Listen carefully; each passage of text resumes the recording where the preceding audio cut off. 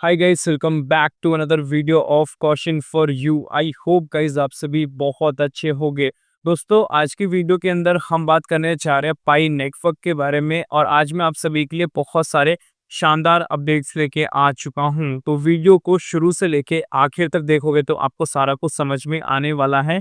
एक छोटी सी मेरी रिक्वेस्ट है, वो रिक्वेस्ट ये है कि वीडियो को आप शुरू से आखिर तक देखोगे तभी आपको सारा कुछ समझ में आएगा। चलो दोस्तों, स्टार्ट करते हैं। सबसे पहले अपडेट के अंदर बात किया जा रहा है कि जो डॉक्टर निकोलस है, पाई नेटवर्क के जो फाउंडर हैं, उन्होंने अपने अकाउंट को वापस से एक्टिवेट किया है। ट्विटर अकाउंट की बेसिकली बात की जा रही है और यहाँ पे आप सभी देख पाओगे निकोलस करके आपको प्रॉपर इनका नाम देखने को मिल जाता है और बाकी इन्फॉर्मेशन भी आपको यहाँ पे देखने को मिल जाती है। अभी इन्होंने रिपोस्ट किया है, वो किया है अभी जो इनका ऑफिशियल अपग्रेड आया था पाई को टीम द्वारा, पाई डीएक्स को लेके, डिसेंट्रलाइज्ड एक्सचेंज को लेके, AMM liquidity pool token creation now live on pi testnet. ये जो था इसी को इन्होंने वापस से किया था। ठीक है, 24 घंटे से ऊपर हो चुका है। तो आप सभी समझ पाओगे कि डॉक्टर निकोलस अपने पर्सनल अकाउंट को एक्टिवेट कर चुके हैं। तो वहां पे अब अच्छी कहीं ना कहीं जो भी इंफॉर्मेशन हमें देखने को मिलेगी वो मिल जाएगी। और कोई भी कम्युनिटी कुछ भी शेयर करेगी, कुछ भी का मतलब ये नहीं है कुछ भी शेयर हो रहा है, मतलब कुछ भी, और मतलब कि ऑथेंटिक शेयर करेगी अपनी साइड से। मान लो आपने कुछ शेयर किया है, कुछ किसी ने शेयर किया, तो पाइको टीम के जो फाउंडर हैं उनको अच्छा लगा तो वो अपनी साइड से उसको रिपोस्ट वगैरह भी कर देंगे। तो ये बहुत अच्छा बन जाता है, जिससे कि हमारा जो कनेक्शन बिल्ड है वो हो पाता है कि पाई के जो फाउंडर हैं वो बेसिकली एक्टिवेट है अपने सोशल हैंडल पे। इनकी कंपनी एक्टिवेट है वो एक अलग चीज़ है, बट खुद एक्टिवेट होना एक अलग चीज़ हो जाती है। ठीक है, इसी के रिगार्डिंग आपको एक और इन्फॉर्मेशन बताना चाहूँगा, उसके बाद मैं आपको ये ऐप्स वाला क्लियर करता हूँ। जैसा कि आप सभी देख पाओगे इस वाली फुटेज के अंदर पूरी बहुत सारी इन्फॉर्मेशन लिखी है। एक तरफ आपको पाई देखने को मिलता है, दूसरी तरफ आपको बिटकॉइन देखने को मिलता है। स्टेटमेंट क्या है पहले वो समझते हैं। Bitcoin white paper was publish on 31 October 2008। Bitcoin का जो व्हाइट पेपर है वो पब्लिक किया गया था 31 अक्टूबर को 2008 में, और यही वो प्रॉपर डेट थी। That date is considered the official birth of the crypto industry. और यही दिन था जब ऑफिशियली क्रिप्टो इंडस्ट्री चालू हुई थी, बिटकॉइन मार्केट के अंदर आ चुका था। और यहाँ पे एक ट्विस्ट की बात यह है कि डॉक्टर निकोलस ने इसी टाइम पे अपना ट्विटर अकाउंट भी क्रिएट किया था, सेम मंथ में, अक्टूबर 2008 के अंदर। आपको मैं ये इन्फॉर्मेशन दिखाना चाहूंगा, तो आप यहाँ पे देख पाओगे सतोशी नाकामोटो करके आपको देखने को मिल जाता है। 31 अक्टूबर है, फ्राइडे का दिन है, 2008 की बात की जा रही है। अदर इन्फॉर्मेशन भी आपको यहाँ पे देखने को मिल जाती है। नीचे यहाँ पे इनका जो अकाउंट है वो भी हमें क्रिएट होता हुआ देखने को मिलता है, ज्वाइन अक्टूबर 2008 करके। ठीक है, तो ये एक तरीके से कोइंसिडेंस ही हुआ है, बट कहीं ना कहीं आप सोचो कि जब बिटकॉइन ऑन द फ्लोर आया था उस टाइम पे ही इन्होंने अपना ट्विटर अकाउंट को बेसिकली क्रिएट किया था। और पाई नेटवर्क के जो फाउंडर हैं उनका जो गोल है, जो विजन है, लॉन्ग टर्म है। बहुत सारे लोगों को ये गोल, ये विजन समझ में आ रहा होगा। जिसको समझ में नहीं आ रहा वो लोग इन्फॉर्मेशन लेके इस चीज को समझ सकते हैं। ठीक है, अब चलते हैं अगले अपडेट की तरफ। अगले अपडेट के अंदर आप देखोगे कि पाई नेटवर्क के जो बेसिकली फाउंडर है, फीमेल फाउंडर है, आप यहाँ पे देख पाओगे स्क्रीन के अंदर, इन्होंने जो टोकन 2049 के अंदर अपना स्पीच दिया है उसके अंदर बहुत सारी चीज़ों के बारे में एक्सप्रेस वगैरह किया था इन्होंने। स्पेशली वेब3 के बारे में बात की थी, एआई के बारे में बात की थी, प्रॉपर डिटेल में इन्होंने समझाया था। इस वाली फुटेज का मतलब ये है कि जितने भी इनके पाइनियर्स है, जो लोग वहाँ पे ज्वाइन हुए थे, उनसे ये आराम से अच्छे से मिली है, प्रॉपर तरीके से इंटरेक्ट वगैरह किया है, जो कि एक बहुत अच्छी बात बन जाती है। ठीक है, अब चलते हैं अगले अपडेट की तरफ। यहाँ पे दो चीज़ की बात की जा रही है, एक तो है फेड डॉलर कोलैप्स और पाई यूएसडी राइज। इन दोनों के अंदर बेसिकली फर्क क्या है आप सभी को इतना समझ में यहाँ पे आ रहा है। फेडरल रिजर्व डॉलर सिस्टम तो आपको पता है कि एक स्टेबल, एक सेफ दिखने को मिलता है जो कि गवर्नमेंट द्वारा होता है। ठीक है, बट यहाँ पे कुछ स्टेटमेंट है वो मैं आपको पहले बताऊंगा क्या लिखा है। Trump hardline tribe is the best understood as a direct challenge to the federal reserve dollar system. Pi USD is not a conventional stable but a mechanism for wealth transfer and a blueprint for a new global order।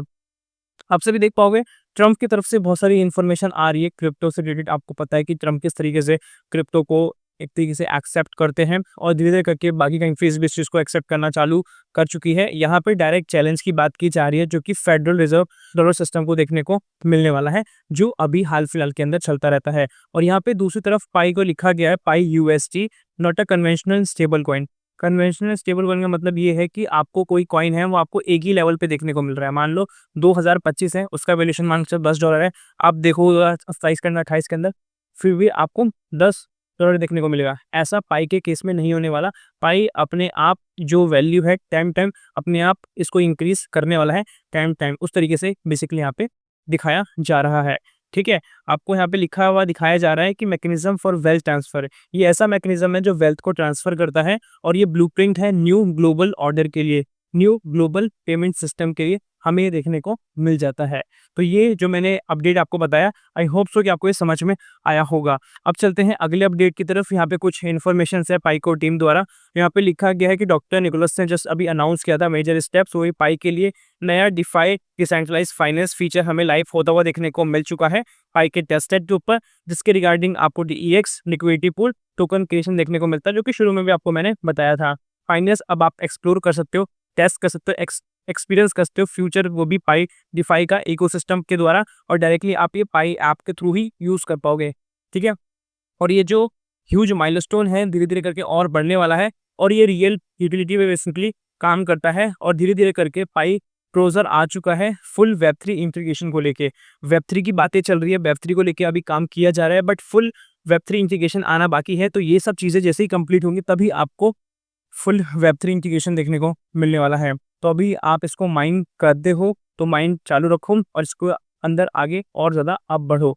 ठीक है, और यहाँ पे announcement के अंदर भी आप देख पाओगे उसी चीज़ को लिखा गया जो मैंने अभी आप सभी को यहाँ पे बताया है। एंड गाइस अब चलते हैं नेक्स्ट अपडेट की तरफ, जो कि अभी का लेटेस्ट अपडेट चल रहा है। यहाँ पे ब्रेकिंग अपडेट करके बताया जा रहा है पाई कम्युनिटी के लिए, जैसे कि यहाँ पे आपको जो 2 मेजर एक्सचेंज देखने को मिल जाते हैं, OKX और फाइनेक्स, अभी सस्पेंड कर दिए गए हैं यहाँ पे विड्रॉल्स वगैरह को, और कोई भी ऑफिशियल अनाउंसमेंट नहीं आया है अब तक इस चीज़ को लेके, विड्रॉल वगैरह को लेके वापस से स्टार्ट नहीं हुआ है, बेसिकली रुका पड़ा है। तो यहाँ पे सडन जो ये आपको देखने को मिला है, तो इस चीज़ को लेके बहुत सारे फाइनेंस वरी हो चुके हैं, टेंशन में आ चुके हैं, बट आपको यहाँ पे कोई भी टेंशन लेने की ज़रूरत नहीं है। यहाँ पे जो चीज़ें ये की गई है इसके पीछे जो रीज़न हो सकते हैं, पॉसिबल टेक्निकली अपग्रेड्स हो सकता है, लिक्विडिटी एडजस्टमेंट हो सकता है, coordination efforts with pi network manage, pi network का जो मैनेज आने वाला है उसके हिसाब से जो कोऑर्डिनेशन हो सकता है बिफोर जो टेस्टिंग वगैरह की जाती है, उसकी बेसिकली यहाँ पे बात की जा रही है।